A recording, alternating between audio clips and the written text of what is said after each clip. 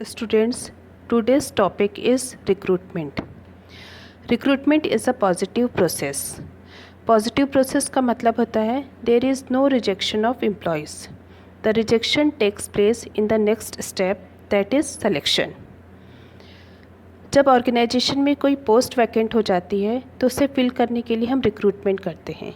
किसी ऑर्गेनाइजेशन में post vacant होने के कई रीज़न्स हो सकते हैं, जैसे retirement of existing employee, death of existing employee, employee turnover, expansion of organisation etcetera. इस वीडियो में हम meaning, sources and features of recruitment देखेंगे और साथ ही देखेंगे what is the difference between internal and external sources of recruitment. There are three components of staffing. Recruitment is one of them. Recruitment is a discovering or search of potential candidates for a particular vacant job. Potential means the qualities that somebody has but that may not be fully developed yet. Recruitment is a two-way street. ये वो link है जो employer और employ दोनों को साथ में मिलाती है। Features of recruitment. Recruitment is a group activity. It is not a single act. It is a link between employer and employee. Recruitment is highly based on available sources to attract candidates. It is a two-way process. Both the organization and the applicants have to choose whom to select. Recruitment is a complex job that involves lots of factors like image of the company, nature of jobs offered, organizational policies, working conditions, etc. There are two sources of recruitment. One is internal sources and the other one is external sources. Internal sources of recruitment वो recruitment होते हैं जो within the organization होते हैं, और external sources वो recruitment होते हैं जो outside the organization होते हैं। इंटरनल सोर्सेज में ट्रांसफ़र, प्रमोशंस और इंटरनल सर्च आते हैं। ट्रांसफ़र जब ऑर्गेनाइजेशन में किसी एम्प्लॉय को एक जॉब से दूसरे जॉब में और एक डिपार्टमेंट से दूसरे डिपार्टमेंट में शिफ्ट किया जाता है तो वो ट्रांसफ़र की सिचुएशन होती है। और जब किसी एम्प्लॉय को ऑर्गेनाइजेशन में higher position, higher responsibilities, higher facilities, higher status and pay provide किया जाता है तो वो प्रमोशंस की सिचुएशन होती है। इंटरनल सर्च में friends and relatives of existing staff, retired employees, upgrading, demotion, retrenched employees, referrals आदि को भी सर्च किया जा सकता है। Now what are the merits of internal sources of recruitment? Internal sources of recruitment improves morale and motivation of employees. Recruitment promotes loyalty and commitment amongst employees due to sense of job security and advancements. Internal sources of recruitment में selection rate high होता है. Present employees familiar with organizational surroundings. Time and cost for recruitment is reduced. There are some demerits of internal sources of recruitment. Internal sources of recruitment fails to bring fresh blood into organization. Internal sources of recruitment में promotion जो होता है वो seniority पे base होता है, जो कभी कभी ऑर्गेनाइजेशन के लिए हार्मलेस हो सकता है। यहाँ पर सिलेक्शन चॉइस बहुत रिस्ट्रिक्टेड होती है। इंटरनल सोर्सेज ऑफ रिक्रूटमेंट से सभी वैकेंसीज़ को फुलफ़िल नहीं किया जा सकता है और न्यूली इस्टेब्लिश्ड इंटरप्राइजेज़ के लिए ये पॉसिबल नहीं होता है। एक्सटर्नल सोर्सेज ऑफ रिक्रूटमेंट वो रिक्रूटमेंट होते हैं जो आउटसाइड द ऑर्गेनाइजेशन होते हैं, जैसे educational institutions, recruiting agencies, employment exchanges, casual callers, labour contractors, gate recruitment, recommendations और प्रेस एडवर्टीजमेंट के थ्रू जो रिक्रूटमेंट होते हैं वो एक्सटर्नल सोर्सेज रिक्रूटमेंट माने जाते हैं। Campus recruitment is one of the best method of recruitment.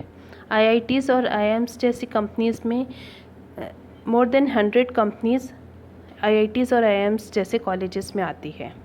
इसके अलावा रिक्रूटिंग एजेंसीज़ जैसे naukri.com, वाटर हाउस कूपर्स, ये सभी रिक्रूटमेंट एजेंसीज़ हैं जो रिक्रूट करती हैं कैंडिडेट्स को। जब स्टूडेंट्स की स्टडीज़ कंप्लीट हो जाती है तो वो गवर्नमेंट या प्राइवेट एक्सचेंज में अपने आप को रजिस्टर्ड करा लेते हैं, फिर वहाँ से उनको रिक्रूट किया जा सकता है एम्प्लॉयमेंट एक्सचेंजेस के थ्रू। कैजुअल कॉलर्स में रिक्रूटमेंट, जब लास्ट टाइम जो एप्लीकेशंस मिले हुए होते हैं उनके बेसिस पे नेक्स्ट जब भी कैंडिडेट्स को बुलाया जाता है आगे की जॉब के लिए तो वो कैजुअल कॉलर्स रिक्रूटमेंट होता है। लेबर कॉन्ट्रैक्टर के थ्रू भी रिक्रूटमेंट किया जाता है, जनरली होटल्स में और हाउस मेड वर्कर्स को लेबर कॉन्ट्रैक्टर्स के थ्रू रिक्रूटमेंट किया जाता है। Gate recruitment is one of the best method of civil workers.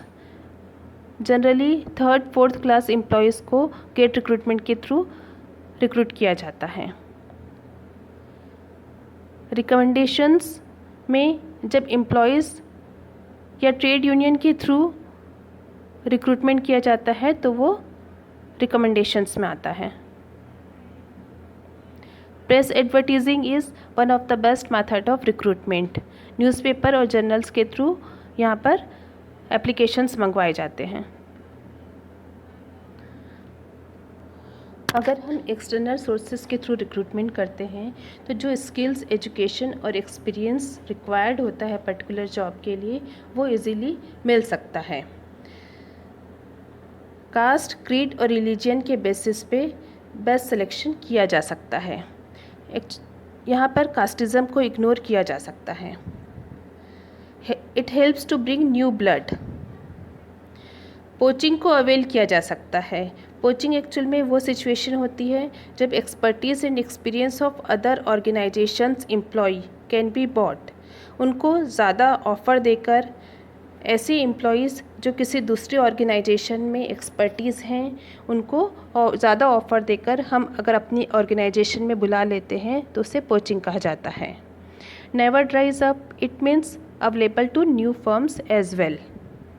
Merits के साथ साथ इंटरनल सोर्सेस ऑफ रिक्रूटमेंट के थ्रू रिक्रूटमेंट करने के कुछ डिमेरिट्स भी होते हैं, जैसे कि ये टाइम कंज्यूमिंग होता है, ऑर्गेनाइजेशन को हाई कॉस्ट बियर करनी पड़ती है, ऑर्गेनाइजेशन के जो एम्प्लॉयज़ हैं, जो बाहर से एम्प्लॉयज़ आ रहे हैं वो ऑर्गेनाइजेशनल कल्चर के साथ में फैमिलियर नहीं होते हैं, और जो एग्जिस्टिंग एम्प्लॉयज़ हैं उनकी मोरल और मोटिवेशन कम हो जाता है।